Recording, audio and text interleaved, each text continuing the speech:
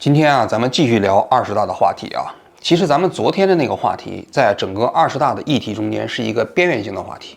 我知道有很多中文的 UP 主啊，特别热衷于讨论类似于像昨天那种话题啊，这个习近平羞辱胡锦涛了，胡锦涛这个被什么嫁出去了，这背后到底有什么阴谋了？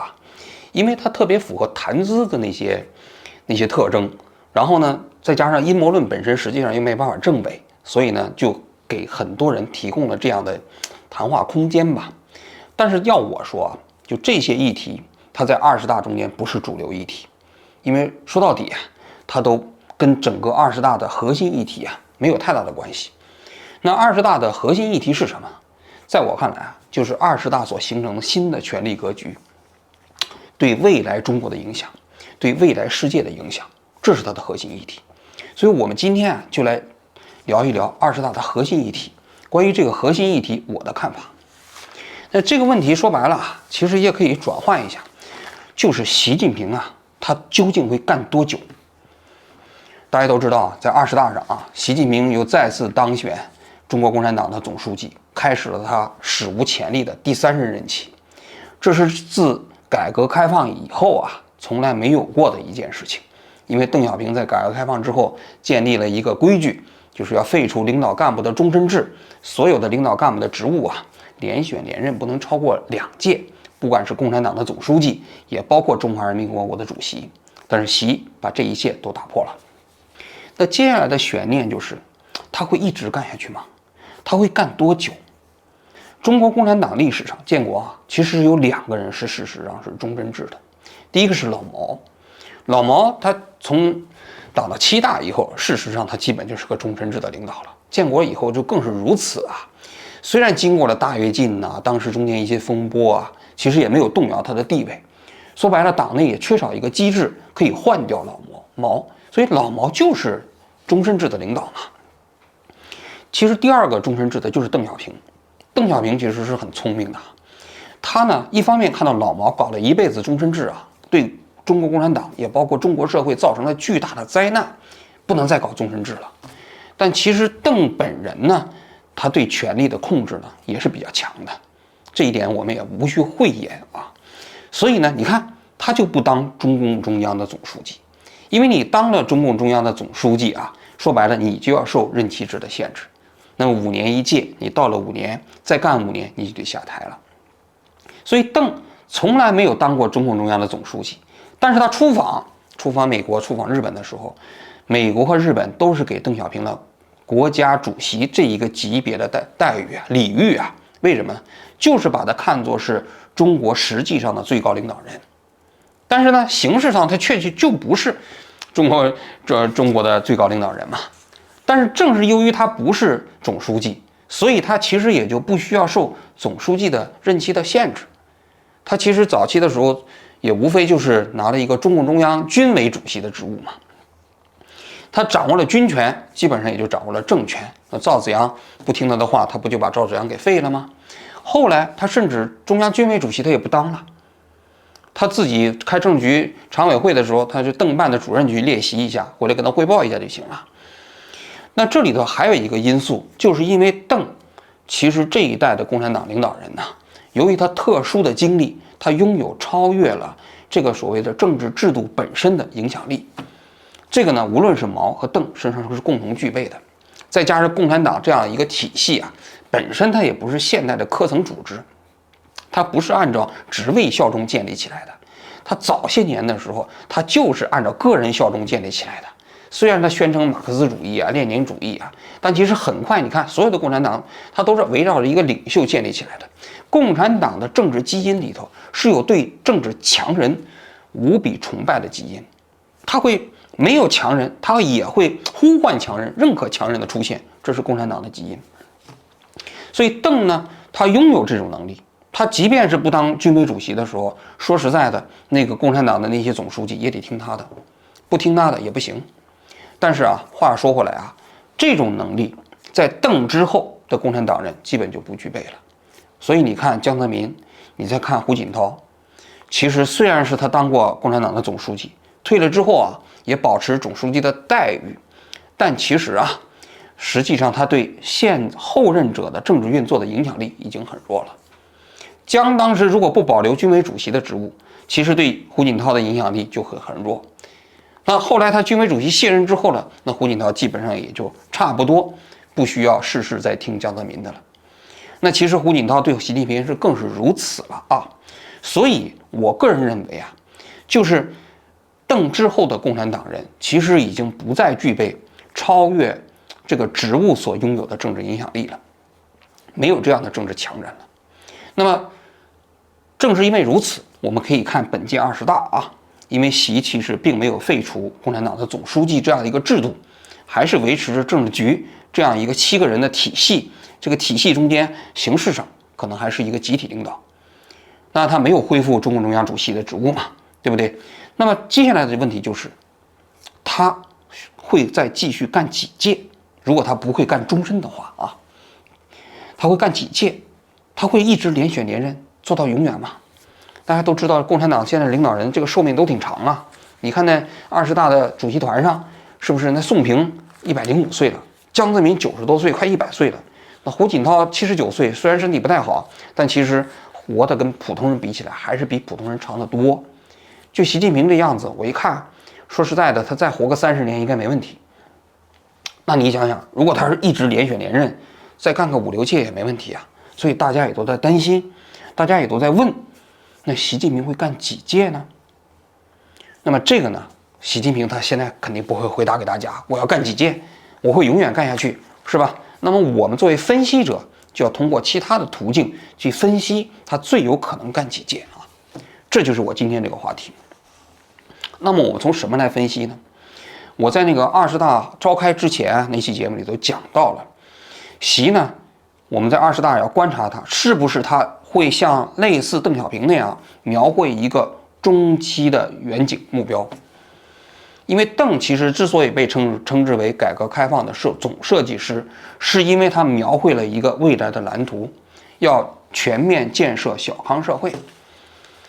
而呢，习呢，其实这一次啊，承上启下，也真的就描绘了，因为他说了，在他的任期之内，中国共产党建党100年的时候，其实就已经实现了中国全面建成小康社会的这么一个目标。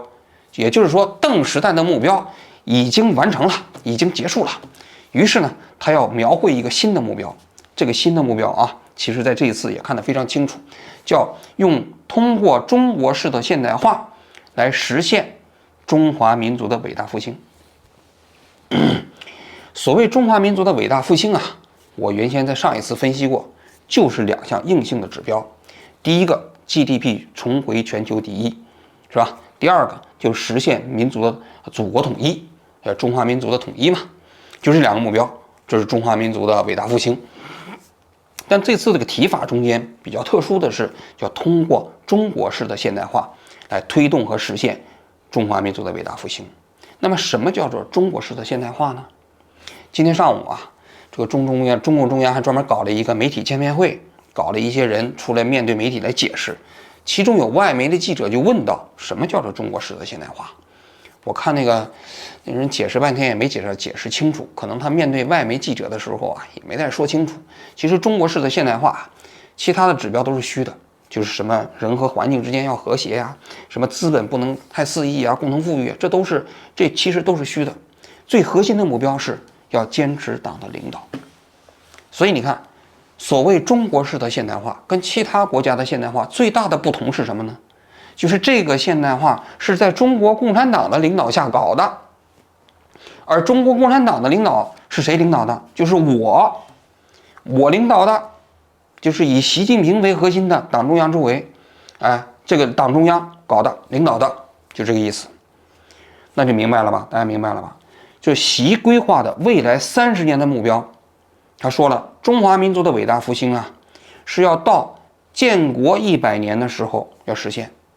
建国100年大家都知道，2049年嘛，从现在开始大致是30年啊。如果按照我们中国共产党那个所谓的5年规划、10年规划，大致正好是30年的时间。他的话呢，就说的到本世纪中叶来实现这个目标。然后呢，他把这个所谓的中华民族的伟大复兴未来30年的愿景呢，又分为了前后2个时期，以2035年为界，也就是前15年是一个时期，后15年是一个时期。这前15年，他就认为基本实现社会主义现代化。什么叫基本实现社会主义的现代化？那么在我的理解，一定是这个客观指标中间的一项完成任务，就是 GDP 重回全球第一。所以我的判断啊，就是习的这次的愿景中间，他的分析愿景中间，2035年作为一个节点，就是要把 GDP 重回全球第一，用15年的时间这么一个过程来完成。分析到这儿啊，可能很多人已经明白了，就是我预测的习近平啊，什么时候才有可能去考虑权力交班呢？我认为2035年是一个非常重要的节点。也就是说，台湾可能还是一个不确定的因素啊，就是会不会武统啊，能不能武统啊？但是2035年 GDP 重回全球第一，这是一个客观性指标，就这个指标完成了，他才有可能考虑到所谓的交班问题。那么按照这个推论呢，就是说习认为2035年之前，这个时候他不需要或者说不应该考虑党内的权力交班和继承问题。你就给我这15年的时间让我来做，然后15年如果我做得好了，将来还需要统一台湾，咱们再干，到时候再说。15年之后啊，习是84岁，其实从共产党现在的这样一个体系下，他干到84岁也没有太大问题啊，因为这个邓小平其实都干到80多岁啊，对吧？所以这是完全有可能的，这是我对习的这个任期制的来分析啊。那么由于是2022年嘛，他换届嘛，那么因为那个是按照中国的这个5年规划来划分的嘛，所以如果按照这么来讲，他会连任到2037年，也就是再干3届。这是我对习近平的这个任期制的这个预测啊。当然现在也不排除啊，就是说10年之后，他呢权力呢又进一步的巩固和集中。那个时候呢，他会有新的那种想法，党内其他人对他都完全臣服，即便他想退，很多人都不让他退，有没有这种可能？当然也有可能了。当然我说的不让退，肯定也是表面的。那老毛当时，如果要是说，你要知道老毛当时开9大的时候，他跟那个林彪讲，他说大会主席团干脆让林彪同志主持吧，那林彪吓得要死啊，是不是？所以当那个权力集中到一定程度的时候，即便他表现出想让出权力的时候，别人也不敢呐。这就是终身制的威力呀，所以这我们不知道啊，10年之后什么样，但至少我们依据现有的因素进行分析，我认为习现在透露出来的信息，他可能会是在2035年左右才考虑交班，就是2037年啊。那围绕着这个就会出现一些变化和影响。第一个呢，就肯定是权力越来越集中。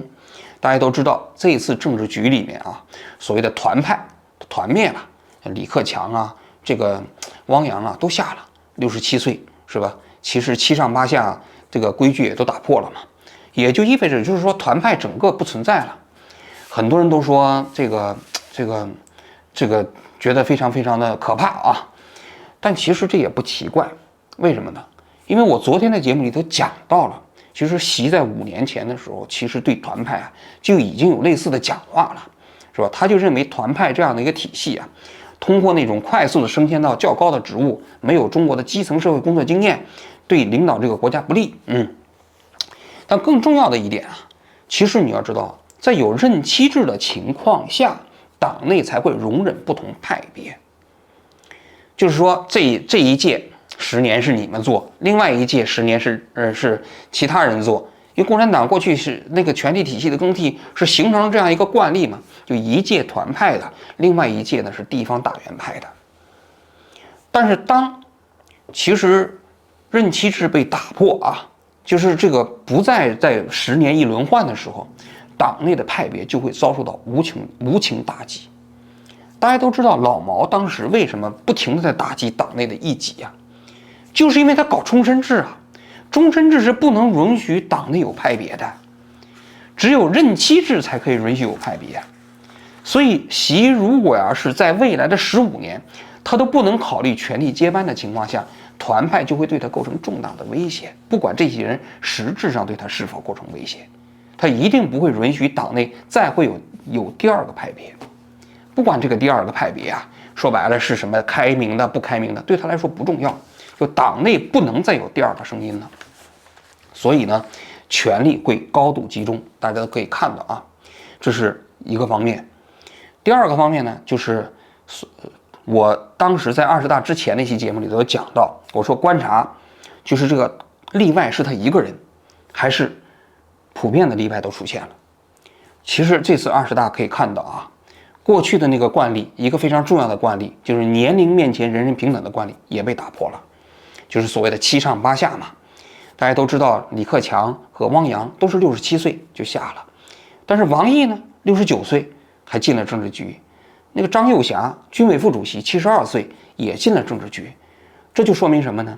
这个过去大家人人平等的这么一个所谓的这个年龄杠杆啊，年龄界限啊，这个规则不存在了。其实这个跟刚才的那个也是一个命题的两面，就是权力高度集中嘛。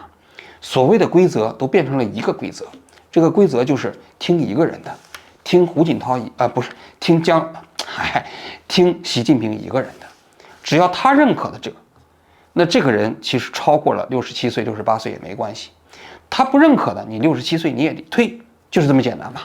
这就是权力高度集中嘛。所有的过去大家形式上党内所保持的那样一个默契和惯例都不存在了。这是这个第二个方面。第三个方面呢，我觉得有一个特别值得观察的是党章的修改。这党章的修改中间有一句话，他讲到，就是要党是最重要的、最高的政治力量。这句话过去没出现过，因为在改革开放之后啊，其实更多的还是强调党在法律的框架下活动，党在宪法的框架下完成这个组织活动，甚至执政活动，甚至有一段时间还提所谓的执政党呢。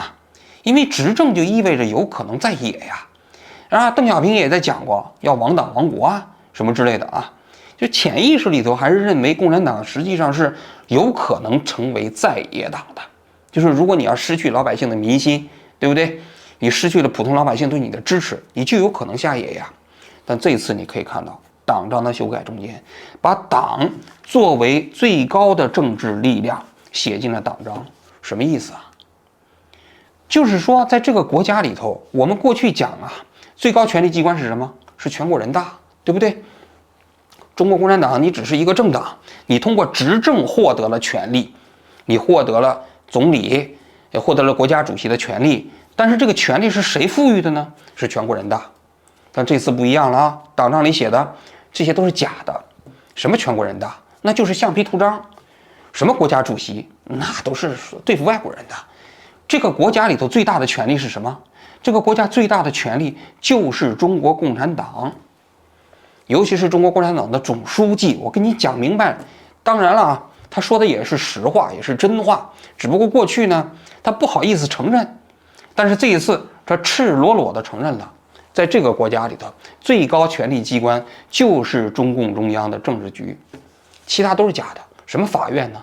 什么这个检察院呢？什么全国人大呢？你们都是橡皮图章，都得听我的。